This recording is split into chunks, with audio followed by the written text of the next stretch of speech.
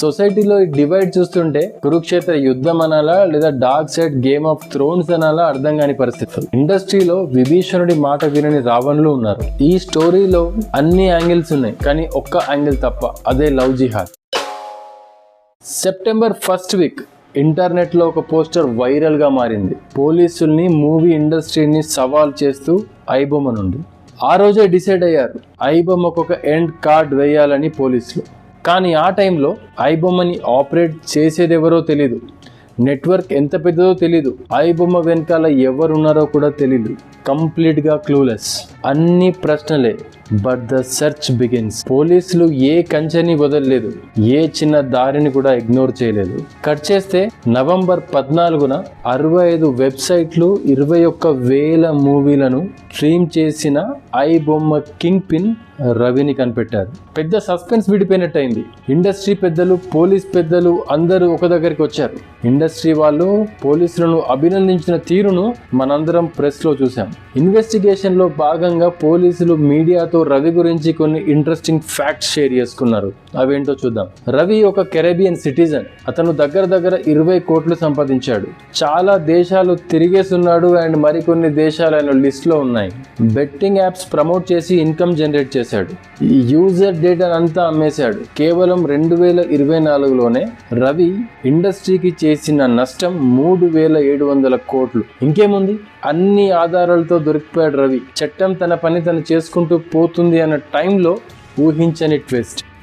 ఇలాంటి దుర్మార్గుల్ని శిక్ష పడేదాకా, లేకపోతే ఇది అరెస్టులు కాదండి, ఎన్కౌంటర్లు చేయాలి. ఎన్కౌంటర్లు చేస్తే వాళ్ళు చేయకపోయినా సినిమా వాళ్ళన్నా చేయాలి. కనీసం ఉన్నాడు, వాడు వెళ్ళిపోయాడు. వాడికి ఏదో ప్రెస్ మీట్ పెట్టారంట అక్కడ. వాడు అమ్మ వాడేంటండి బాబు అంటే వాడికి ఏదో బాధ, ఏదో కసి, వాడికి పోనీ కసి మొత్తాన్ని పట్టేశారు అబ్బాయిని. కానీ మంచి పనికి వాడుకోవాలని కోరుకుంటున్నా. అబ్బాయి అంత మంచి హ్యాకర్ అని విన్నాను. ఆడు దేశానికి ఉపయోగపడే మనిషిగా తయారైతే బాగుంటుంది. కనీసం ఇక్కడి నుంచి మారైనా సరే. టాలెంట్ ఎవరి సొత్తు కాదండి. అటుపక్క ఉంటుంది, ఇప్పుడు రాజకీయానికి మేము అటుపక్కనే ఉంటాము. రవి అరెస్ట్ తర్వాత ఒక హ్యూజ్ డివైడ్ వచ్చేసింది. ఇంటర్నెట్ లో, సోషల్ మీడియాలోనే కాదు, కంప్లీట్ సొసైటీలో. ట్విస్ట్ ఏంటంటే రవిని అపోజ్ చేసే వాళ్ళకంటే సపోర్ట్ చేసే వాళ్ళ పర్సెంటేజ్ సిగ్నిఫికెంట్లీ ఎక్కువ. ఇప్పటి వరకు కేవలం ఒక మీమ్ ఐటమ్ గా ఉన్న ఐబొమ్మ రవి అరెస్ట్ తర్వాత పబ్లిక్ లో ఒక సీరియస్ అండ్ మీనింగ్ఫుల్ డిస్కషన్ కి కారణమైంది. టాప్ 1 ట్రెండింగ్ లోకి వచ్చింది. పబ్లిక్ సపోర్ట్ కి రీజన్స్ చూస్తే ముఖ్యంగా టికెట్ రేట్ పెరుగుదల. దాని వెనకాల ఇంకా చాలా ఉన్నాయి. ఎలా అంటే హీరో రెమ్యూనరేషన్ పెరగడం, గవర్నమెంట్ ఈ రేట్స్ని యాక్సెప్ట్ చేయడం, థియేటర్స్లో, మాల్స్లో స్నాక్స్ ధర బయటి కంటే 10 to 20 టైమ్స్ ఎక్కువగా ఉండడం, ఇంత ఖర్చు పెట్టి సినిమా చూస్తే ఒక యావరేజ్ ఆడియన్స్ని సినిమా ఏ మాత్రం అట్రాక్ట్ చేయకపోవడం, ఇలాంటి ఫైనాన్షియల్ అంశాలు అన్నీ కలిసి ఐబొమ్మ ఒక బడ్జెట్ సేవింగ్ ఎవెన్యూలా కనిపించింది మిడిల్ క్లాస్ కి. కొందరైతే రవి స్కిల్ ని, తెలివిని ప్రేజ్ చేశారు. మరికొందరైతే మూవీని డెమోక్రటైజ్ చేశారంటూ రవిని రాబిన్ హుడ్ తో కంపేర్ చేశారు. ఐబొమ్మకి ఉన్న మెయిన్ అడ్వాంటేజ్ ఏంటంటే ఎక్కడైతే థియేటర్స్ లేవో అక్కడ ఐబొమ్మ యాక్సెసిబుల్ గా ఉండటం.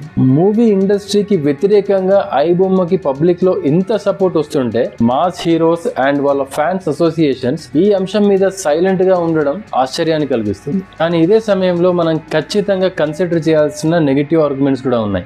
రాబిన్ హుడ్ లాగా దోచుకున్న సొత్తుని రవి నీ అకౌంట్ కో, నా అకౌంట్ కో ట్రాన్స్ఫర్ చేయలేదు. రవి దేశానికో, ధర్మానికో సేవ చేయలేదు. కేవలమైన ఆర్థిక అవసరానికి మనని ఎరలాగా వాడుకున్నాడు. సెకండ్ పాయింట్, సోషల్ మీడియాలో ఒక హిపోక్రటిక్ డివైడ్ ని మీరు అబ్జర్వ్ చేశారా? కొన్ని మంత్స్ బ్యాక్ బెట్టింగ్ యాప్స్ కి అగ్నెస్ట్ గా నా అన్వేషణ చేసిన మూవ్మెంట్ కి పబ్లిక్ అందరి నుండి సపోర్ట్ వచ్చింది. కానీ ఇప్పుడు ఇమ్మడి రవి చేసే అవే బెట్టింగ్ యాప్స్ ప్రమోషన్ ని చాలా మంది ఇగ్నోర్ చేస్తున్నారు. ఇది ఎలా చూడాలో అర్థం కావడం లేదు. ఇది అభిమానానికి పరాకాష్ట అనుకోవాలా లేదా నిర్లక్ష్యానికి అనుకోవాలా అర్థం కాని పరిస్థితి.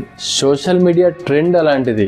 ఇన్ఫ్లుయెన్సర్స్ ఇంపాక్ట్ మామూలుగా ఉండదు కదా సొసైటీ మీద. థర్డ్ పాయింట్, పైరసీ అనగానే మనకు కామన్ గా వినిపించే పాయింట్ ఏంటంటే సినీ కార్మికులకు ఉపాధి లేకుండా పోతుంది పైరసీ వల్ల అని. 2 లక్షల మంది సినీ కార్మికులు ఉన్నట్టు ఒక అంచనా. మరో పాయింట్ ఏంటంటే సినిమా అంటేనే క్రియేటివిటీ. ఐబొమ్మ రవి దోచుకునేది ఒక క్రియేటివ్ అండ్ ఆర్ట్ వర్క్ ని. చాలా ఎఫర్ట్స్ అవసరం పడతాయి ఒక క్రియేటివ్ వర్క్ ని స్క్రీన్ మీద కదిలించాలంటే. సొసైటీలో డివైడ్ చూస్తుంటే కురుక్షేత్ర యుద్ధం అనాలా లేదా dark side game of Thrones అనాలా అర్థం కాని పరిస్థితి. ఎందుకంటే రవి వెనుక ఉన్నవారు అంతటి పవర్ఫుల్. ఆ పవర్ఫుల్ పీపుల్ ఎవరో ఇప్పుడు డీకోడ్ చేద్దాం. ఈ రోజు ఇమ్మడి రవికి వచ్చే సపోర్ట్ ర్యాండమ్ గా కరీంనగర్ కాకినాడలో అలా పుట్టింది కాదు. ఇది ప్యూర్లీ ఆర్గానిక్ ప్రొపగండాతో పుట్టింది ఎక్కడో కాదు, మూవీ ఇండస్ట్రీ మొత్తం కాన్సన్ట్రేట్ అయి ఉన్న మన భాగ్యనగరంలోని. ఈ సపోర్ట్ వెనుక ఉంది సినీ కార్మికులే.